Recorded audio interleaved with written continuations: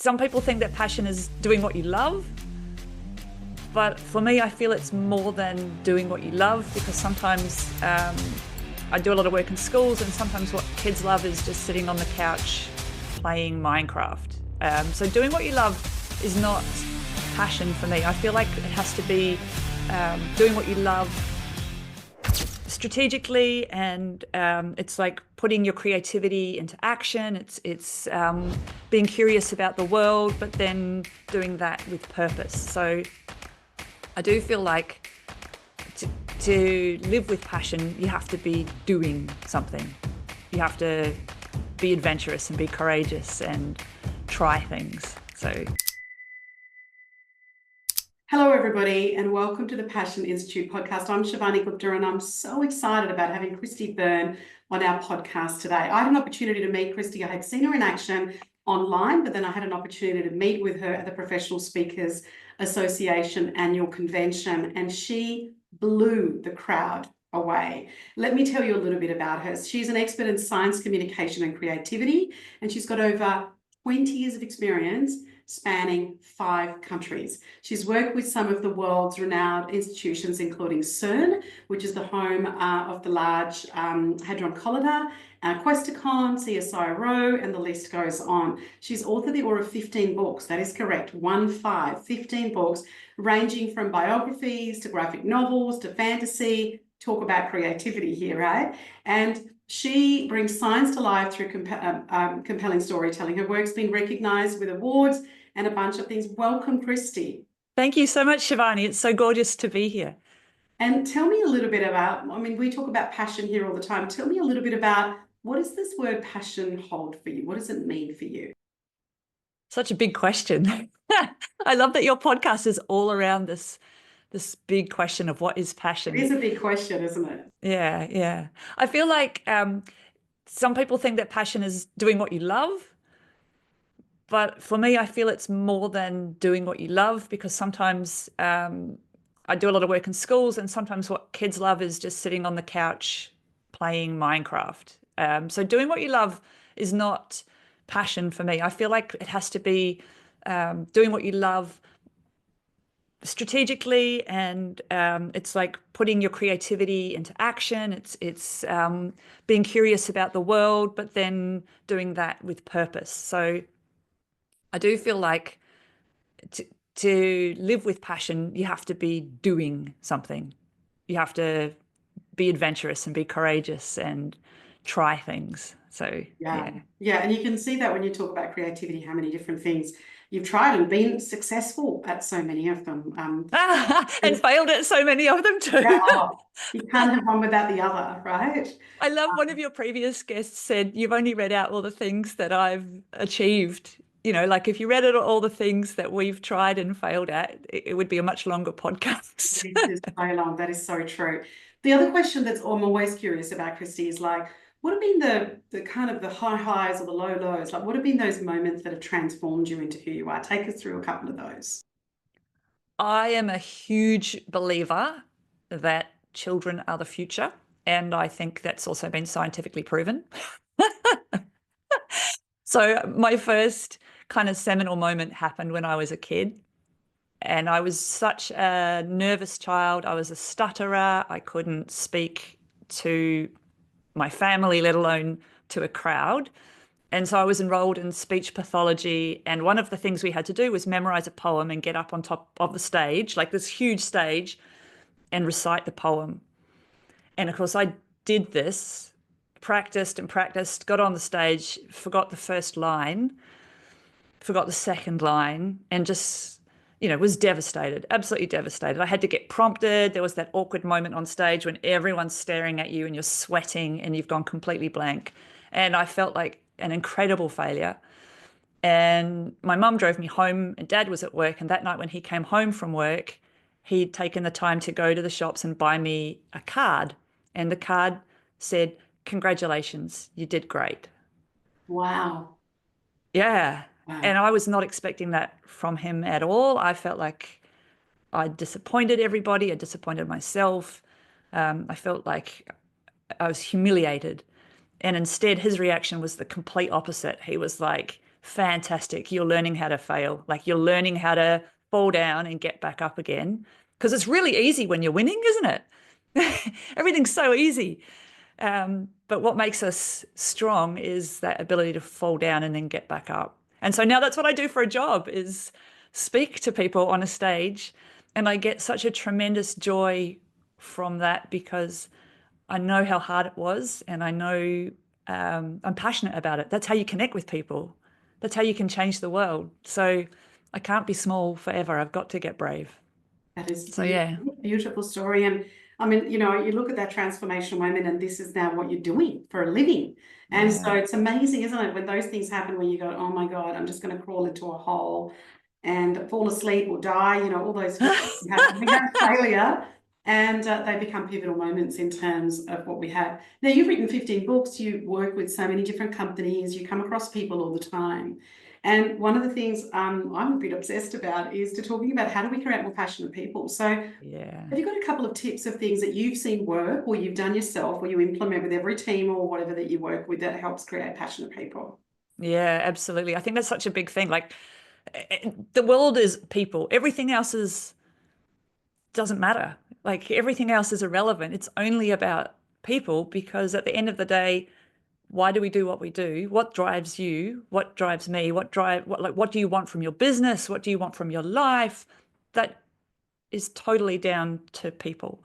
So I think something that I always try and remember is like people are trading their life for your money when they're your employee, right? If you're running a business and you're employing somebody to show up every day, they're literally trading their life. The most valuable thing that we have is time, and they are giving that up so that they can work for you.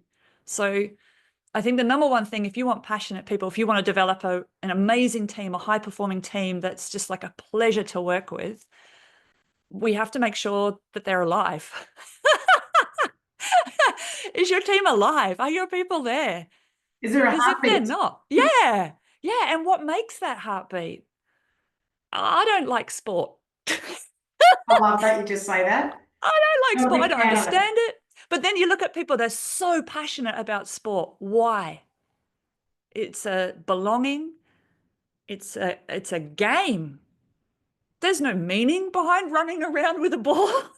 It's fun. So if we can introduce that element of belonging and play, not frivolous, because that's a multi-billion dollar, trillion dollar industry, right? So if making money is what you're passionate about, fun is absolutely got to be part of that. If your punters aren't having fun, if they don't enjoy interacting with you, they're not going to come back. They're Yeah, not going to. so true. It's so true, isn't it? And to be able to do that, that's beautiful. I really love that. Yeah, it's Yeah. why we're here. I remember being a kid. I love being a kid. I think I'm still a kid, thinking like, why am I trying to get good grades? Because that's not fun. Oh, hang on, if I get good grades, I'll have more opportunity. I'll be able to do what I want. That's fun. And so boil it down, like, why do you come to work? What do you want? What is it that you are here for? And how can I help you to achieve that Yeah. and give you hope for that? Yeah. Yeah, I love that. I just think that is super cool in terms of being able to, yeah, share that. And I love the fact that you just said, I'm still a kid, right? I Yeah. still want to have lots of fun. And I know that sometimes when you sort of hear speakers about, oh, you know, you want to have more fun, but you do, right? Whether we call it the different things that we're hearing in different forms, a lot of it is about having more joy, having more fun, having more passion in terms of what you do. Otherwise, you sort of start to ask yourself, you know, what is the actual point? And But Shivani, there's so much sadness in the world, and we're on this 24/7 news cycle of despair when what we need is hope, right?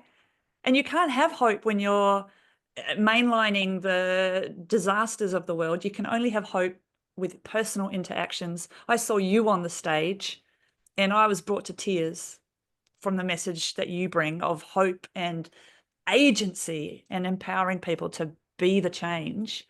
It's not wishy-washy, it's the future, right? And we need that courage. So yeah, I want to thank you for doing that for that entire room and for me. Oh, beautiful. Thank you. You are so welcome. And thank you for that acknowledgement. That's beautiful. Cristy, this podcast is about you though.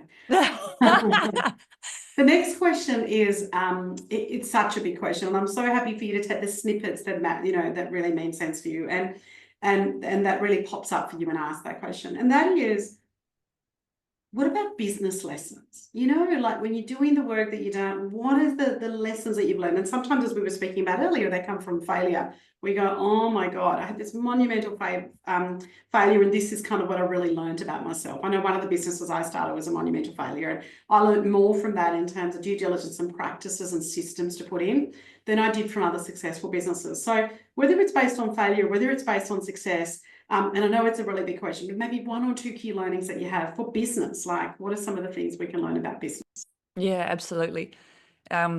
I think I was really late to the party with this one because I think the number one thing I've learned is to bring yourself to the table. You can't be anybody else. It's exhausting to try and be someone else. So an example of this, I was asked to lecture a course at uni called Communicating with Asia for Engineers.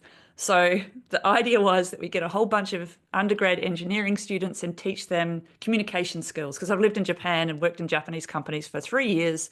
So I was brought on board to do that part of the module, right? And the engineers did it because it was easy credits.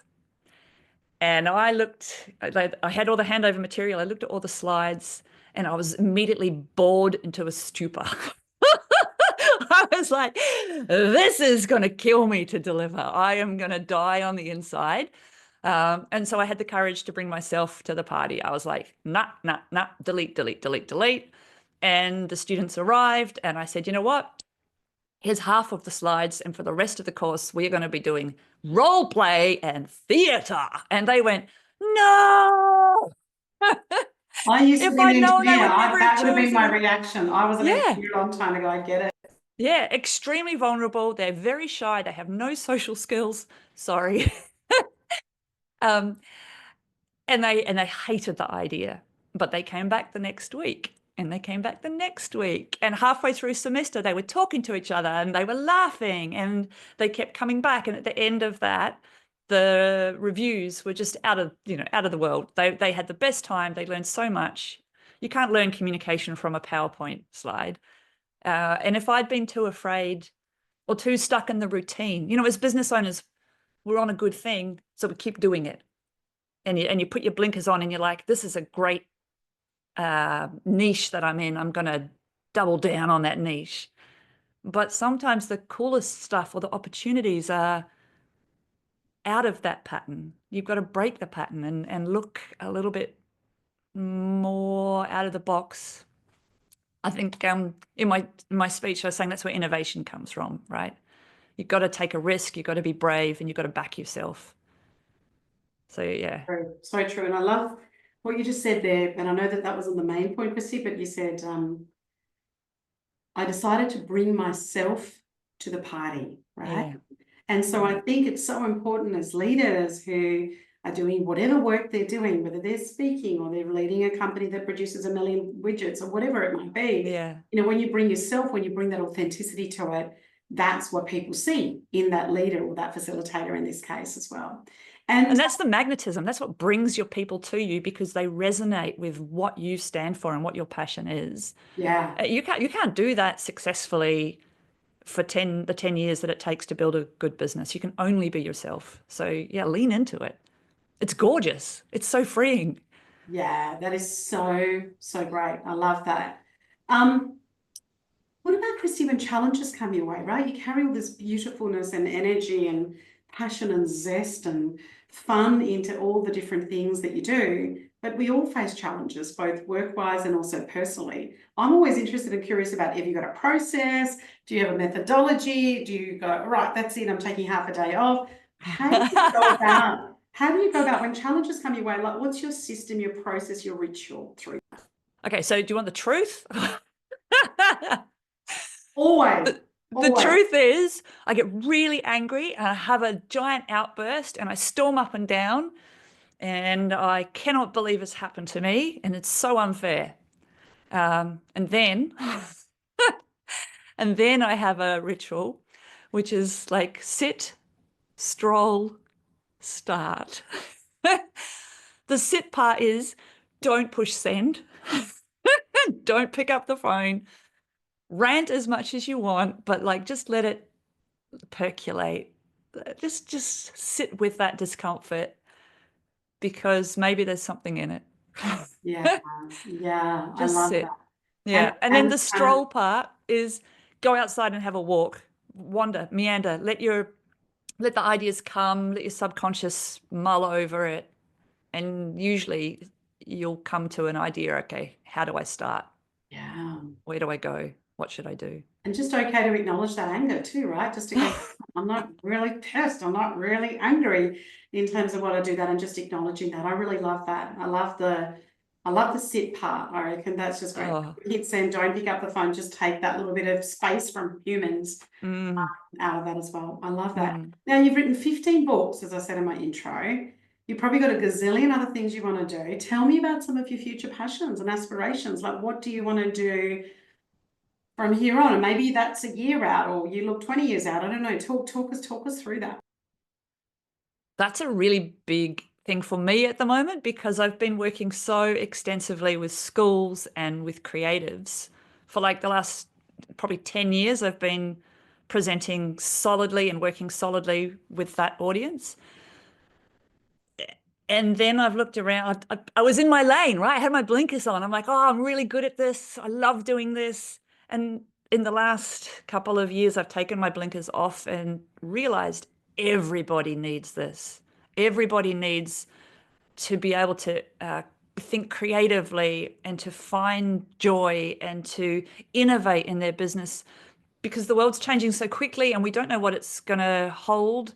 And the only way we can be brave about facing the future is to be ready for the future. So because I've got that science background and the creativity background, and I love adventure, I'm always doing multi-day hikes and going on a camel for 3 days and jumping out of an aeroplane. I think we need all those things together. And so I want to start working more with adults and more with businesses because they hold so much of the future as well. They we are deciding, entrepreneurs are deciding what's it going to look like? What do we want tomorrow to be? I've got real firm views on what I want tomorrow to be. I want it to be beautiful. I want it to be hopeful. I want it to be fun. I want it to be collaborative because that's how we achieve impossible goals. And we've got some big impossible challenges ahead of us. I love that. And thank you for spending all the time with teachers and educators because, at this time, having two teenagers in the house, it's so important that they're getting some of the messages that you're sharing with them and how they can incorporate some of that. When you're Yeah. giving so much, and you mentioned a tiny bit of this when you're sort of sitting and absorbing and strolling, etc. What about for your mental wellness? Do you have daily, weekly, yearly rituals in terms of managing your mental wellness? Because that's something I'm coming across with leaders more and more that's becoming a challenge for them when they're giving so much of themselves out. So what do you do for Mm. your own mental wellness rituals? It's so easy to be overwhelmed, isn't it?